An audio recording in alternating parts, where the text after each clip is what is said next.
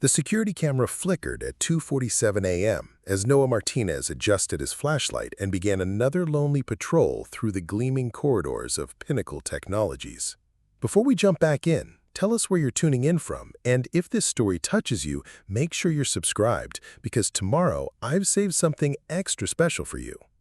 His footsteps echoed against marble floors that probably cost more than his annual salary, past offices filled with equipment he could never afford to own. The night shift paid better than day work, which meant everything when you were raising a 6-year-old daughter alone. Maya needed new school shoes, and the rent was due next week. These midnight walks through corporate America's ivory tower were the price of keeping their small world together. Noah had been working security at Pinnacle for 8 months now, protecting executives and their secrets while they slept safely in their suburban mansions. He knew every corner of the 42nd floor, every shadow that belonged and every sound that didn't. The CEO's office sat at the end of the hall behind frosted glass doors that bore the name E. Sterling in elegant silver lettering. He'd never met her, this mysterious woman who commanded an empire behind mahogany desks and floor-to-ceiling windows.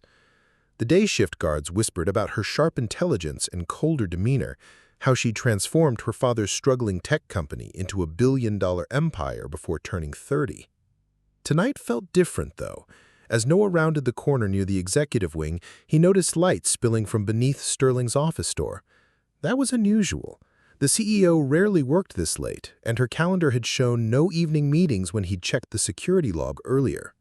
He approached cautiously, hand instinctively moving to his radio. Corporate executives didn't appreciate security guards disturbing their private moments, but unusual activity during his watch was exactly what they paid him to investigate. The sound stopped him cold. Someone was crying. Not the quiet sniffling of disappointment, but the deep, wrenching sobs of someone whose carefully constructed world was falling apart. Noah had heard that kind of crying before, in the months after Elena died, and he'd found himself alone with a 3-year-old daughter and no idea how to be both mother and father. He stood frozen outside the door, torn between professional protocol and human compassion. The security manual was clear about respecting executive privacy, but every instinct screamed that whoever was inside that office needed help. He knocked gently. 3 soft taps that wouldn't startle but couldn't be ignored. The sound stopped immediately, replaced by the rustling of papers and the quick clearing of a throat. After a moment, a woman's voice called out, carefully controlled despite the obvious emotional strain. "Who is it?" she asked, and something about those 2 words sent an unexpected chill down Noah's spine. Not fear, but recognition he couldn't explain. The voice carried a familiar cadence, an inflection that reminded him of something just beyond his memory's reach. Noah opened a door slowly, stepping into an office that belonged in an architectural magazine. Floor-to-ceiling windows revealed Chicago's skyline twinkling like scattered diamonds, while imported furniture and abstract art created an atmosphere of refined power. But none of that registered immediately, because his attention was completely captured by the woman behind the desk. She sat perfectly straight, despite the tears still glistening on her cheeks, auburn hair pulled back in a professional chignon that couldn't quite hide the fact that she'd been running her fingers through it. Her green eyes, rimmed with red from crying, met his with a mixture of embarrassment and defiance that struck him as achingly familiar. Emma Sterling was beautiful in the way that successful women often were, polished and put together even in her moment of vulnerability. But as Noah looked at her, something deeper than physical attraction stirred in his chest. Preparing and narrating this story took us a lot of time, so if you are enjoying it, subscribe to our channel. It means a lot to us. Now, back to the story. This wasn't the first time he'd seen those eyes. That particular way of lifting her chin when confronted with unwanted attention. Memory flickered at the edges of his consciousness like a candle flame in the wind, persistent but impossible to grasp. She looked like someone he should know, someone important. But that was impossible. Their worlds existed in completely different orbits. 28 years earlier, Noah Martinez had been Noah Sterling, one half of a match set that arrived 3 minutes apart during a thunderstorm that knocked out power to St. Mary's Hospital in Detroit. He'd come first, screaming his displeasure at the world, while his sister Emma had followed quietly, as if she'd been observing and planning her entrance. Their mother, Rebecca Sterling, had been 17 years old, addicted to heroin and completely unprepared for one baby, let alone two. The social worker who handled their case, Mrs. Patterson, had explained it to Noah years later when he'd finally worked up the courage to dig through the adoption files. Rebecca had kept them for 6 months, trying desperately to get clean, to be the mother two helpless infants deserved. But addiction was stronger than love, and by the time child services intervened, Noah had been found alone in their apartment for 3 days, dehydrated and screaming, while Emma was nowhere to be found. Rebecca had sold her daughter to pay for drugs, trading her to a wealthy family who wanted a child but couldn't have one naturally. The Sterlings were the kind of people who appeared in Forbes magazine and donated wings to hospitals. Richard Sterling owned a chain of manufacturing plants across the Midwest, while his wife Catherine had inherited old money from a railroad fortune. They'd been trying to adopt for years, navigating the complex world of private arrangements and legal loopholes that money could expedite. When Rebecca approached them through a lawyer friend, desperate and broke, they saw it as divine intervention. A healthy baby girl, no questions asked, paper signed and sealed forever. Noah, meanwhile, had been placed in the system. Foster care from 6 months old, bouncing between homes that ranged from loving but overwhelmed to actively harmful. The Garcias had kept him longest, from age 4 to 9, and Maria Garcia had been the closest thing to a real mother he'd known. She taught him Spanish prayers and how to make tamales, held him when nightmares about shadowy memories plagued his sleep. But when Roberto Garcia lost his job at the auto plant, they couldn't afford to keep feeding another mouth. Noah was returned to the system with a bag of clothes and a wooden cross Maria had pressed into his poem. The teenage years had been harder. Families wanted babies, not sullen boys who'd learned that attachment led to abandonment. Noah had aged out at 18, with a GED, a part-time job at a warehouse, and a scholarship to community college that he'd earned by maintaining perfect grades despite constantly changing schools. He'd studied electrical engineering, drawn to the logic of circuits and the satisfaction of making broken things work again.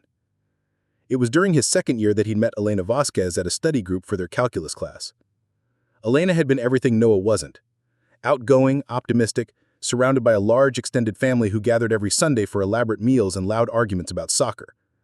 She'd seen something in the quiet young man who sat in the back row and always knew the answers but never volunteered them. Their courtship had been gentle, built on late-night conversations in the library and walks around the small campus. When she'd taken him home to meet his parents, Noah had sat at their dinner table surrounded by siblings and cousins and aunts, overwhelmed by the casual affection that flowed between them like water. Elena's family had adopted him completely. Her father, Miguel, had taught him to fix cars in the garage behind their house. Her mother, Rosa, had fed him until he'd gained 20 pounds and stopped looking like he might disappear at any moment. When Noah and Elena married 2 years later in the small Catholic church where 3 generations of Vasquez women had taken their vows, Noah had finally understood what home meant. It wasn't a place, but a feeling, the security of being wanted and chosen and loved without conditions. Maya had arrived 3 years into their marriage, a perfect combination of her parents' best features. She had Elena's warm brown eyes and infectious laugh, but Noah's serious expression when she was concentrating on something important.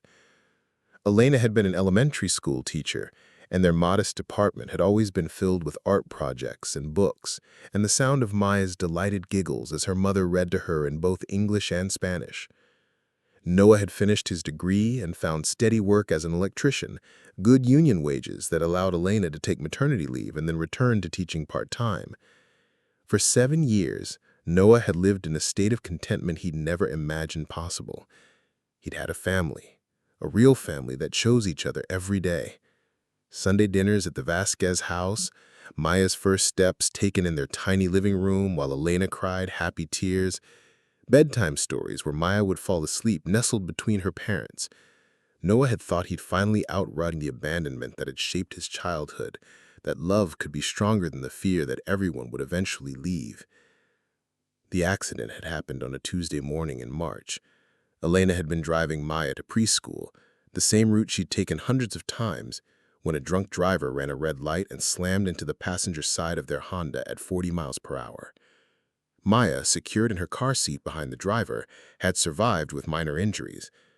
Elena, who had turned her head at the last second to check on their daughter, had taken the full impact. She died instantly, the doctors assured Noah, as if that somehow made the loss more bearable. Maya had been 4 years old, old enough to understand that mommy wasn't coming home, but too young to comprehend the permanence of death.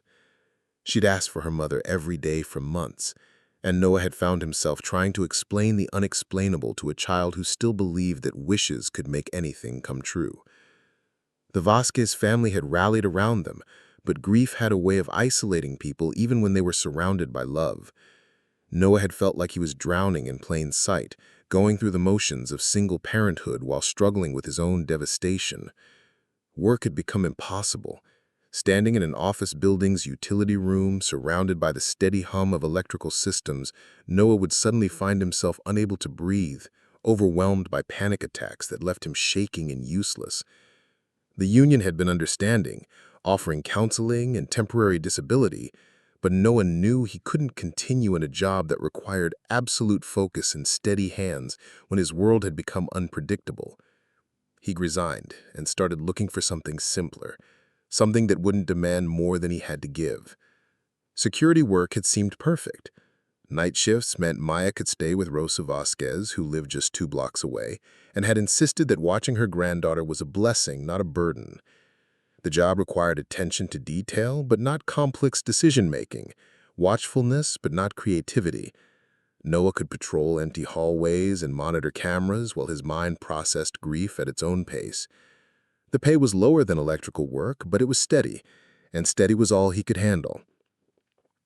Meanwhile, in a world Noah had never known existed, his twin sister Emma had been living a life of privilege that came with its own particular form of suffering. The Sterlings had given her everything money could provide: private schools, piano lessons, tutoring, summer camps in Switzerland. But they'd also expected perfection in return, as if the considerable investment they had made in acquiring and raising her required dividends that parent-child relationships didn't demand. Richard Sterling had groomed Emma to take over his business empire from the time she could walk. Instead of bedtime stories, he'd read her quarterly reports. Instead of playing with toys, she'd sat in board meetings, silent but absorbing every detail of corporate strategy and hostile negotiations. When other children were learning to ride bicycles, Emma was learning to read balance sheets and profit margins. The Sterlings loved her in their way, but it was a conditional love based on achievement and utility rather than simple existence. Catherine Sterling had suffered 3 miscarriages before they'd adopted Emma, and she'd never quite recovered from the grief of losing those biological children.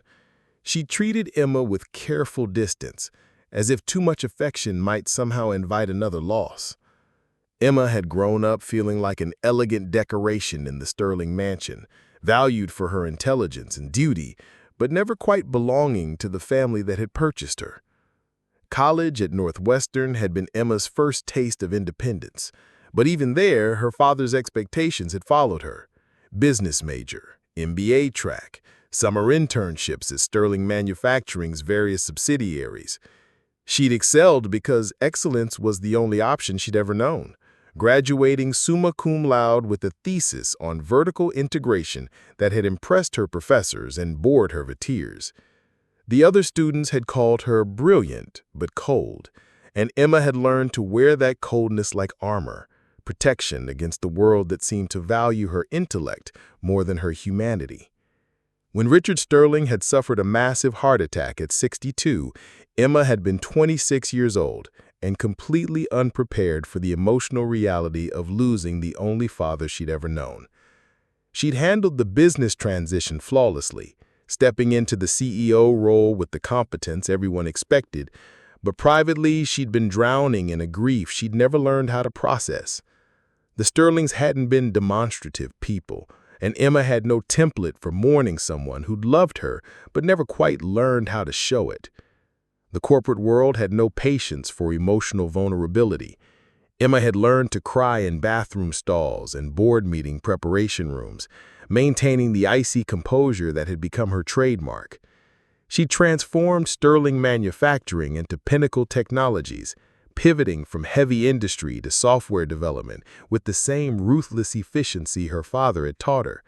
The company had thrived under her leadership, but Emma had withered, becoming more isolated with each successful quarter. Tonight, Sitting in her office at nearly 3 a.m., Emma had finally reached the breaking point. The quarterly board meeting was scheduled for next week, and the numbers were spectacular, but she'd realized she had no one to share the triumph with. No family, no friends, no romantic partner who cared about her success for reasons that had nothing to do with their own ambition.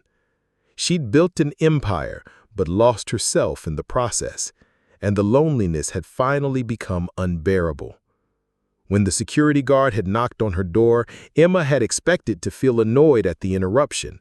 Instead, she'd felt something else entirely, a strange sense of familiarity that made no logical sense. The man who'd entered her office looked nothing like the people in her usual orbit. He was younger than she'd expected, maybe early 30s, with calloused hands and kind eyes that seemed genuinely concerned rather than professionally obligated. When he'd asked if she was all right, his voice had carried a warmth that reminded her of something she couldn't quite place, like a half-remembered dream that slipped away upon waking. Noah found himself lingering near the executive floor more frequently over the following weeks, though he told himself it was purely professional diligence. The CEO had been working late more often, and her office light became a familiar beacon during his midnight rounds. Sometimes he would hear the soft clicking of keyboard keys or the rustle of papers being shuffled. Other times, there was only silence, but he could sense her presence like a distant warmth behind the frosted glass doors. The second time they spoke, Emma had emerged from her office carrying a stack of files just as Noah was passing through the hallway. She'd looked surprised to see him, almost dropping the documents before catching herself with a small laugh that sounded rusty, as if she didn't use it often. "Mr. Martinez," she'd said, reading his name badge with careful attention. "Thank you again for checking on me last week. That was thoughtful of you." There had been something in her voice, a hesitation that suggested genuine gratitude was foreign territory for her. Noah had nodded, unsure how to respond to thanks from someone who lived in a world so different from his own. "Just doing my job, Miss Sterling," he'd replied, but even as he said it, both of them knew it had been more than that. Their eyes had met for a moment longer than professional courtesy required, and Noah had felt that strange sense of recognition again, like looking into a mirror that reflected not his appearance, but something deeper. "Emma," she'd corrected quietly. "When it's just us, I mean. Miss Sterling makes me feel like I'm channeling my father." The admission had seemed to surprise her as much as it did Noah. In the corporate world, first names were strategic decisions, carefully deployed to create intimacy or maintain distance, but this had sounded spontaneous, almost vulnerable. "Noah," he'd offered in return, and watched something shift in her expression. She'd repeated his name softly, as if testing how it felt on her tongue, and the sound had sent an unexpected warmth through his chest. There was something about the way she said it that reminded him of voices from dreams he couldn't quite remember, echoes of a time before memory began. Their conversation started accidentally and became intentional. Emma would find reasons to work late when she knew Noah would be making his rounds. She'd leave her office door open, an implicit invitation that he began accepting more readily. They talked about small things at first, the weather, Chicago traffic, the peculiarities of working while the rest of the city slept. But gradually their exchanges deepened into territories neither had expected to explore with a stranger. Emma learned that Noah was raising his daughter alone, that Maya was 6 years old and wanted to be either a veterinarian or a professional dinosaur hunter, depending on the day. She discovered that he read to Maya every night, doing different voices for all the characters, even though it made his throat hoarse.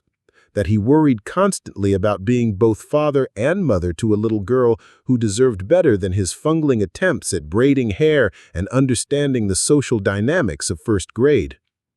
Noah learned that Emma lived in a penthouse apartment that felt more like a museum than a home, surrounded by expensive art she'd never chosen and furniture selected by an interior designer who specialized in corporate executives. That she ate most of her meals at her desk or in restaurant business meetings, that she couldn't remember the last time she'd cooked something for pleasure rather than necessity. That despite commanding a company worth billions, she often felt like she was pretending to be someone else, wearing a costume that had become too heavy to remove. The night Emma asked about Maya's mother, Noah found himself telling her about Elena in more detail than he'd shared with anyone since the funeral. He described how Elena had laughed at terrible movies, how she'd sung Spanish lullabies while cooking dinner, how she'd made their tiny apartment feel like a palace through sheer force of love and creativity. Emma listened with an intensity that made Noah feel truly heard for the first time in years. Her green eyes focused completely on his face, as if his words were the most important thing in her carefully ordered world. Finished, and there was no polite, professional sympathy in her voice, just genuine recognition of loss. Maya's lucky to have had her as a mother, even if it wasn't for long enough. Some days I worry she'll forget her, Noah admitted, voicing a fear he'd never spoken aloud. She was so young when Elena died. What if those memories fade until they're just stories I tell her? Emma had been quiet for a long moment, and when she spoke, her voice carried a sadness that seemed to come from some deep, untapped well. Memory is strange, she said slowly. Sometimes the things we forget are the things that shaped us most, and sometimes we remember things we're not supposed to remember at all. There was something in that statement that made Noah look at her more closely, searching for meaning in the careful way she'd chosen her words. But before he could ask what she meant, Emma had changed the subject, asking about Maya's school and whether she'd made friends easily. The moment passed, but it left Noah with the persistent feeling that Emma Sterling carried secrets that went deeper than corporate strategy and quarterly earnings. As weeks turned into months, their late-night conversations became the highlight of Noah's shifts. He found himself looking forward to work in a way that had nothing to do with the paycheck and everything to do with the woman who stayed late in her office, creating opportunities for connection that neither of them was quite brave enough to name. Emma began keeping a coffee maker in her office, claiming it was more convenient than walking to the break room, but Noah noticed she only used it when he was working, preparing 2 cups with practiced precision. Maya began appearing in their conversations more frequently, as Emma showed genuine curiosity about Noah's life outside the gleaming halls of Pinnacle Technologies. She asked about parent-teacher conferences and playground politics, about the challenges of explaining homework to a 6-year-old who was convinced that multiplication was a form of mathematical torture. Her questions were detailed and thoughtful, as if she was studying parenthood the way she might analyze a new market opportunity. "You should bring her by sometime," Emma said one night, surprising them both with the spontaneous invitation. "During the day, I mean. The executive floor has those big windows facing the lake. Children usually like the view." Noah had stared at her, trying to process the offer. In the 8 months he'd worked at Pinnacle, he'd never heard of an employee's family being invited to the executive floor, let alone by the CEO herself. "Are you sure? Maya can be energetic, and she asks a lot of questions." "I like questions," Emma had replied, and there was something wistful in her expression. "I spent most of my childhood in board meetings where no one was allowed to ask questions. Curiosity is underrated." The following Saturday, Noah had brought Maya to the office during the day shift. Emma had cleared her schedule, claiming she needed to catch up on paperwork, but Noah suspected she was as nervous about the meeting as he was. Maya had been initially shy, clinging to Noah's hand as they rode the elevator to the 42nd floor, but her reserve had melted the moment she'd seen Emma's office. "You have a really big desk," Maya had announced, walking directly to the enormous mahogany surface and running her small hands along its polished edge. "Do you do homework at it?" "Sometimes," Emma had answered seriously, crouching down to Maya's eye level. "But my homework is different from yours. I have to figure out how to help people build computers and make phone calls work better." "That sounds boring," Maya had said with the brutal honesty of childhood, and instead of being offended, Emma had laughed. It was the first genuine, unguarded laugh Noah had heard from her, and the sound had done something to his chest, like a key turning in a lock he hadn't known was there. "You're absolutely right," Emma had agreed. "It is boring. What kind of homework do you think would be more fun?" The conversation that followed had been a revelation. Maya had peppered Emma with questions about everything, from why her office was so high up to whether she'd ever seen a real dinosaur from her windows. Emma had answered each question with complete seriousness, never talking down to Maya or dismissing her curiosity as childish. When Maya had asked to see the view, Emma had lifted her onto the window ledge, steadying her with careful hands, while pointing out landmarks across the Chicago skyline. Noah had watched this interaction with a mixture of wonder and something deeper, something that felt dangerously close to hope. Emma Sterling, the Ice Queen of corporate Chicago, was patient and gentle with his daughter in a way that suggested natural maternal instincts she'd never had the chance to explore. Maya, who had been cautious around new adults since Elena's death, was chattering away as if Emma was an old friend rather than a stranger in an expensive suit. "She's remarkable," Emma had said later, after Maya had fallen asleep in one of the leather chairs, exhausted from exploring the executive floor. "You've done an incredible job with her, Noah. Elena would be proud." The compliment had hit Noah harder than he'd expected, validation he hadn't realized he'd needed. Raising Maya alone had been a constant navigation between confidence and self-doubt, wondering if he was enough for a little girl who deserved the world. Hearing that recognition from Emma, whose opinion had somehow become important to him, felt like absolution. As autumn progressed, Emma began inserting herself into Noah and Maya's life in small but significant ways. She remembered Maya's school events, asking about spelling tests and art projects with the attention to detail she usually reserved for corporate acquisitions. When Maya mentioned wanting to see a particular movie, Emma had appeared at Noah's apartment the following weekend with tickets, claiming she'd received them from a business contact and didn't want them to go to waste.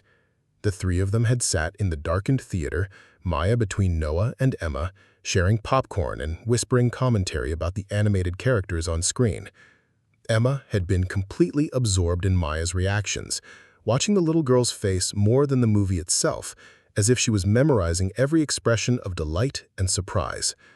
Noah had found himself studying Emma's profile in the flickering light, noting the softness that transformed her features when she thought no one was looking.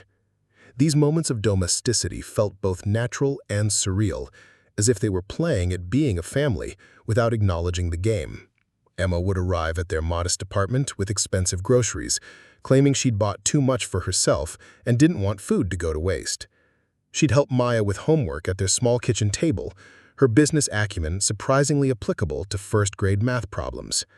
She'd read bedtime stories in a voice that grew more confident with practice, learning to modulate her tone for different characters until Maya giggled with delight.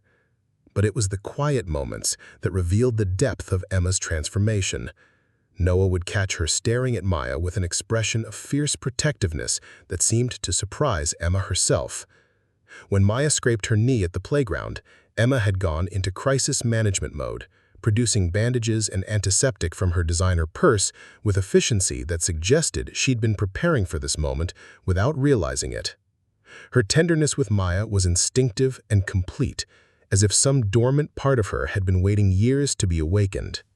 The turning point came on a cold November evening when Maya had asked Emma a question that stopped all conversation. In their small living room. "Are you going to be my new mom?" she'd asked, with the directness that only children possessed, looking up from the puzzle they had been working on together. Emma had gone very still, her hands frozen over the puzzle pieces. Noah had felt his heart stop, waiting for her response, knowing that whatever she said would change everything between them. The silence stretched until Maya began to look worried, as if she thought she'd said something wrong. "Would you like that?" Emma had asked finally, her voice barely above a whisper. "Yes," Maya had said simply. "Daddy's lonely, and you make really good pancakes. Plus, you have a cool office." Emma had looked at Noah then, her eyes bright with unshed tears, and a question she was afraid to voice. In that moment, sitting in their humble living room surrounded by Maya's toys and the remnants of their simple dinner, Noah realized that Emma Sterling had somehow become essential to their happiness. She wasn't just visiting their life anymore, she was living it with them, becoming part of the fabric of their small family in ways that felt both miraculous and inevitable.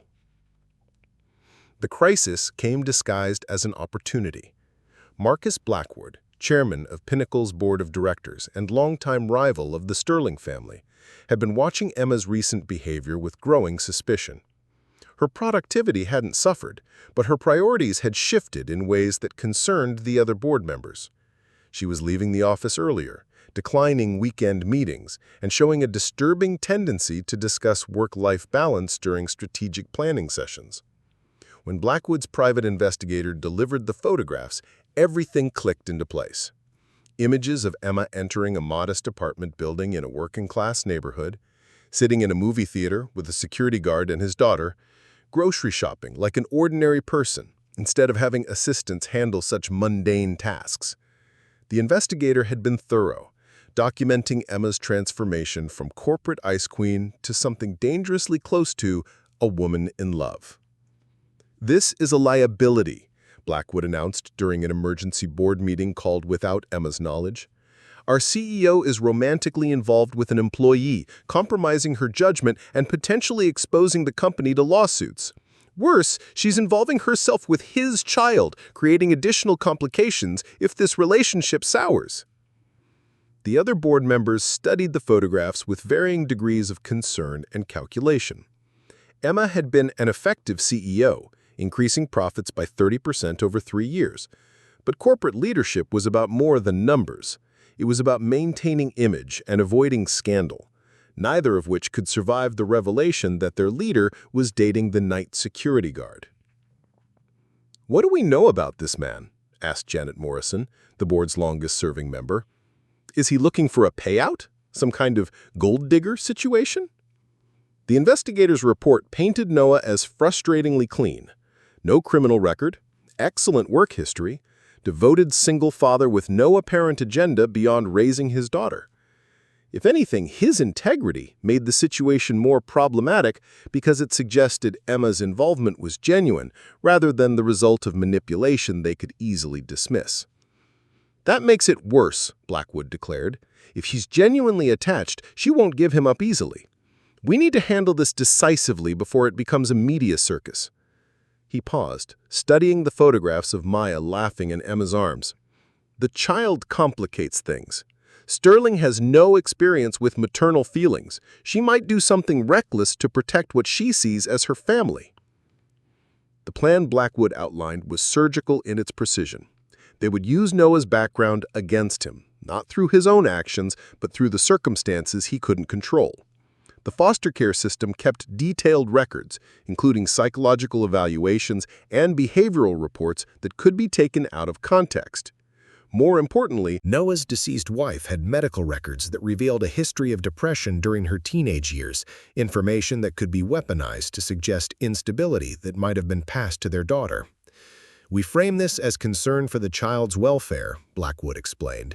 "Anonymous tip to Child Protective Services about a single father whose judgment is compromised by his inappropriate relationship with his employer. Suggests that Maya is being used as a pawn in some scheme to manipulate Sterling, force him to choose between his daughter and his job." The board voted unanimously to proceed, with Janet Morrison volunteering to make the call to CPS. Within 48 hours, a caseworker named Patricia Wells was standing at Noah's apartment door with a clipboard and a mandate to investigate reports of potential child endangerment. Maya had been at school when the knock came, sparing her the confusion of watching a stranger evaluate their home for signs of dysfunction. Noah invited the caseworker inside, his heart hammering with the familiar terror of someone who'd grown up in the system. He knew how these investigations worked, how innocent situations could be twisted into evidence of neglect or poor judgment. "We've received concerns about your daughter's welfare," Patricia Wells explained, her voice professionally neutral. "Specifically regarding your involvement with your employer and the potential impact on Maya's stability and safety." Noah felt the walls of his small apartment closing in as he tried to explain the relationship with Emma, knowing how it must sound to someone trained to look for exploitation and manipulation. Yes, Emma was his boss. Yes, she had been spending time with Maya. No, it wasn't inappropriate. No, Maya wasn't being coached or bribed. but every answer seemed to dig the hole deeper, creating a narrative where a desperate single father was using his child to advance his career. The caseworker took notes with mechanical efficiency, documenting the modest apartment, Maya's artwork on the walls, the careful organization that showed a father doing his best with limited resources. But Noah could see her cataloging potential problems. The neighborhood wasn't ideal, daycare arrangements relied heavily on elderly neighbors, and now there was this concerning relationship with a wealthy employer who might be exercising undue influence. "I'll need to speak with Maya privately," Patricia Wells announced, scheduling a return visit for the following afternoon. "And I want to interview this Emma Sterling to understand the nature of her relationship with your family." That night, Noah called Emma from Maya's bedroom after reading 3 stories and singing 2 lullabies to calm his daughter's questions about the strange woman who'd come to their home. Emma answered on the first ring, her voice tight with concern she'd been carrying since Noah had texted earlier. "They're going to try to take her away," Noah said without preamble, his voice breaking on the words he'd been afraid to speak aloud. "Someone reported me to Child Services. They think I'm using Maya to manipulate you, or that you're manipulating both of us. I don't know, but they're investigating." The silence on Emma's end stretched long enough that Noah wondered if the call had dropped. When she finally spoke, her voice carried a cold fury he'd never heard before, the executive returning with a vengeance. "Who filed the report?" "They don't have to tell me that. It was anonymous." Noah rubbed his temples, feeling the beginning of a headache that had nothing to do with exhaustion. "Emma, maybe we should step back, put some distance between us until this gets resolved. I can't lose Maya. She's everything to me." "No." The word came out sharp enough to cut. "I won't let them destroy our family because some coward made anonymous accusations. I'll handle this." "This isn't your fight," Noah protested, even as part of him desperately wanted her to fix this the way she fixed everything else in her corporate world. "You have a company to run, a reputation to protect. Maya and I will figure this out." "Like hell you will." Emma's voice softened slightly. "Noah, don't you understand? You and Maya aren't just important to me. You're the only real thing in my life. The only people who see me as Emma instead of Sterling Manufacturing's latest asset. I'm not walking away from that. I'm not walking away from you." The conversation that followed revealed the depth of Emma's commitment and the extent of her resources. She had lawyers on retainer who specialized in family court, private investigators who could uncover the source of the anonymous complaint, and the kind of political connections that could make problems disappear. But more than that, she had a fierce protective instinct that surprised them both with its intensity. "I'll destroy whoever did this," Emma promised, and Noah believed her completely. "They want to use Maya against you? They want to question my judgment? Fine. Let them try to outmaneuver someone who's been playing corporate warfare since before they learned to walk." But even as Emma mobilized her considerable resources, the damage was already being done. The CPS investigation became public knowledge within Pinnacle Technologies, creating whispers and speculation that followed Noah through his security rounds. His supervisor, pressured by executives who wanted to distance the company from the scandal, suggested Noah take temporary leave until the matter was resolved. Maya's school was contacted as part of the investigation, forcing Noah to explain to teachers and administrators why a caseworker needed to interview his daughter. The other parents began looking at him differently, wondering what kind of man attracted child welfare investigations. Maya, sensitive to the adult tension surrounding her, began having nightmares again for the first time since Elena's death. The worst part was watching Emma struggle with guilt and helplessness despite her determination to fight. She knew her involvement had triggered the investigation, that her feelings for Noah and Maya had made them targets. The photographs the board showed her during a confrontational meeting made her realize how exposed they'd all become, how their happiness had painted bullseyes on their backs. "Maybe Noah's right," Emma admitted to herself late one night, staring out her office windows at the city lights that no longer seemed magical.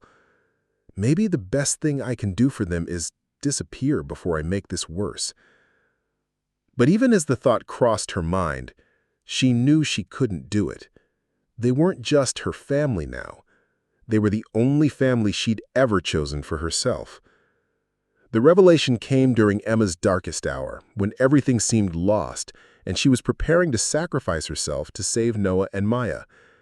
Patricia Wells had scheduled a final interview to determine Maya's fate, and Emma knew the caseworker's report would likely recommend temporary removal pending further investigation.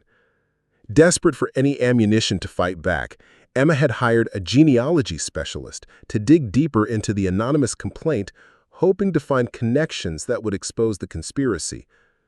What Dr. Sarah Chen found instead changed everything. The DNA sample Emma had provided for security clearance purposes 3 years earlier had been entered into a national database that included adoption records and missing persons files. The match that appeared on Dr. Chen's screen was impossible to ignore. Noah Martinez, born Noah Sterling, was Emma's biological twin brother. The medical records told the complete story. 2 babies born 3 minutes apart to Rebecca Sterling, separated at 6 months when their drug-addicted mother sold one child to pay for her habit. Noah had been placed in foster care while Emma had been adopted by the wealthy Sterling family who'd been desperately seeking a child. The birth certificates, sealed adoption papers, and DNA evidence created an unshakable foundation of truth. Emma sat in her office at midnight, staring at the documentation that explained everything. The instant recognition she'd felt, the inexplicable comfort in Noah's presence, the way Maya had seemed like the daughter she'd never known she wanted. They weren't falling in love, they were rediscovering the bond that had existed before memory began. The confrontation with the board happened at dawn. Emma walked into their emergency session with a genealogy report and a team of lawyers who specialized in corporate malfeasance. She placed the DNA results on the conference table like a winning poker hand, watching the color drain from Marcus Blackwood's face as he realized the magnitude of their mistake. "You trying to destroy my relationship with my brother," Emma announced, her voice carrying the authority of someone who held all the cards. "You manufactured a child abuse investigation against the only family I have left in this world. The media will love this story, corrupt board members attacking a reunion between separated twins." Blackwood's resignation was submitted within the hour, along with 2 other board members who'd participated in the scheme. The CPS investigation was dropped immediately when Emma's lawyers presented evidence of the malicious false reporting. Patricia Wells apologized personally to Noah, admitting the case had never felt right, but acknowledging she'd been obligated to follow through on the complaint. The morning Noah learned the truth, he was sitting in Emma's office holding Maya, who had insisted on coming to work with Daddy after her school was closed for a snow day. Emma had rehearsed the conversation a dozen times, but facing them both, the words seemed inadequate for the magnitude of what she had to say. "Noah," she began carefully, "there's something I need to tell you about us, about who we really are." She pulled out the birth certificates, the adoption papers, the DNA analysis that proved what her heart had somehow always known. "We're twins, brother and sister, separated when we were babies." Maya looked up from the coloring book she'd been working on, processing this information with the adaptability of childhood. "So Emma is my aunt?" she asked, as if this was a perfectly normal development. "That's why she's so good at taking care of us. Families are supposed to take care of each other." Noah stared at the documents, then at Emma's face, seeing for the first time the features they shared. The same green eyes, the same stubborn jaw, the same way of tilting their heads when thinking deeply. The recognition that had haunted him since their first meeting finally made sense. He hadn't been falling in love with Emma Sterling. He'd been rediscovering his sister. "All this time, we were looking for each other without knowing it." Emma nodded, tears streaming down her face. "The night you found me crying in my office, I was grieving for a family I'd never had, but you were right there. You'd been there for months, protecting me, without either of us understanding why it felt so natural." The transformation that followed was immediate and profound. Emma moved out of her sterile penthouse and bought a house 2 blocks from Noah's apartment, close enough for daily visits, but far enough to respect their separate lives. Maya gained the aunt she'd never known she needed, someone who understood her father's protective instincts because she shared them too. Noah discovered that success didn't require sacrifice when it was built on family rather than ambition.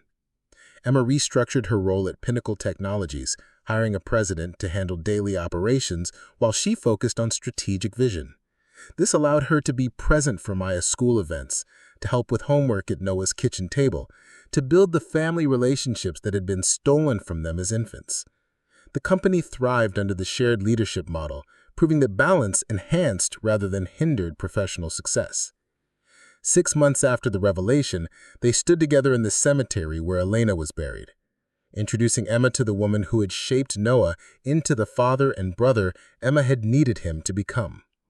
Maya placed fresh flowers on her mother's grave, Announced that Emma would have liked having Emma in their family because she always said there was room for one more at any table. As they walked back to Emma's car, Maya between them holding both their hands, Noah marveled at the strange journey that had brought them together. A rainy night, a moment of compassion, and the courage to trust an inexplicable connection had restored the family that should never have been broken. "Do you think we would have found each other eventually?" Emma asked as they drove through the Chicago streets that had witnessed their reunion. "Yes," Noah said without hesitation, watching Maya sleep peacefully in the back seat. "Some bonds are too strong to stay broken forever. We just needed to be ready to recognize what we'd been missing." Emma smiled, finally understanding that home wasn't a place or a position or a bank account. Home was this: her brother's steady presence, her niece's unconditional love, and the knowledge that they would never be separated again. Up next, you've got 2 more standout stories right on your screen. If this one hit the mark, you won't want to pass these up. Just click and check them out.